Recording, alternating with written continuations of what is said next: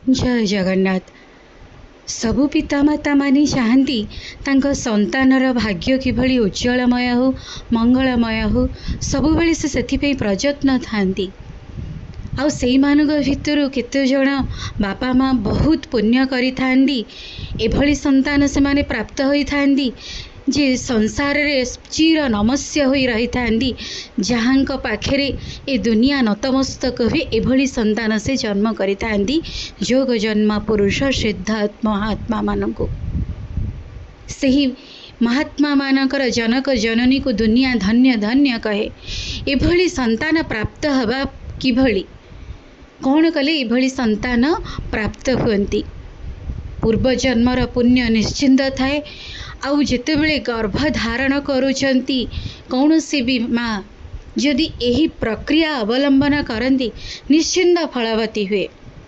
समस्ते आमे जानू जेतेबेले कौनसी नारी गर्भ धारण करिछि सेतेबेले से यदि भगवत कथा चिंतन करे, भगवत कथा मनन श्रवण करे, बहु प्रभाव पड़े से शिशु उपरे, से पिला उपरे। किंतु गर्भस्थरु जो दिन से पिलाटी जन्म हैला, जो दिन मातृ गर्भरु भूपृष्ठरे से धराशयी हैला, सेई दिन कौन करा जिबा उचित? जन्म हबार तत्क्षणात जदि से शिशुटीर कानरे केही भी महाप्रभुंकर महामंत्र को जदि ता कानरे जन्म हबार तत्क्षणात कही दिया जाए, तार प्रभाव से व्यक्ति पर प्रभाव एभली पड़े जे ए धरा पृष्ठरे से थिबा पर्यंत जस कीर्ति गौरव से सम्मानित हुए। प्रथमे धरा पृष्ठरे से अवतीर्ण हो महाप्रभुंकर नाम शुणी से धरा पृष्ठरे अवतीर्ण हैला।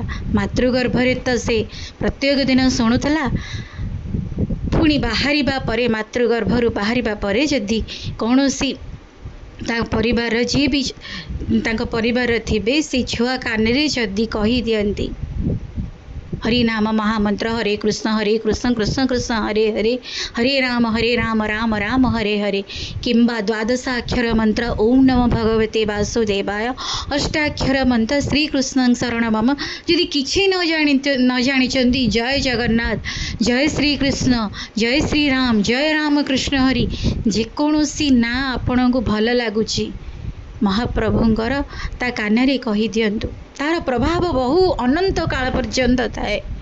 गोटे पद्धति जन्म हबार यही पद्धति जदि आपण मैंने कहीं भी करती, आउ ये पद्धति माँ जदि छुआटी स्पष्ट भावे कथा न कहवा पर्यंत प्रत्येक दिन जी ता कान प्रभुंकर नाम गुंजरित कराए ना, से नामर प्रभाव से छुआटी उपरे बहुमात्रा रे पकाए।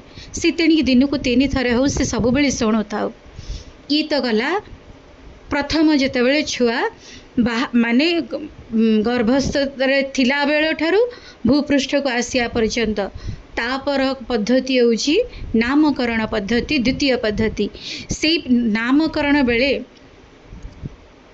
भागवत अनुजाई जदि कौनसी साधु संत दिव्य ज्ञानी महात्मा द्वारा से शिशुर नामकरण कराए ता मध्य से शिशु उपरे बहुत प्रभाव पकई थाए। आउ जेतेबेले पिलाटी दिनरु शिक्षा दीक्षा साधु संतर आशीर्वाद मार एपली प्रयत्न से पिला केबे भी विपथगामी हबनी। आउ जन्म हवा तत्क्षणात महाप्रभुंकर नाम शुणी थिबारु ता उपरे प्रभाव एते मात्रा रहिबो जे से जोग जन्म पुरुष हब, जहाँ पाखेरे सारा दुनिया दिने ना दिने नमस्य होइके रहिबो।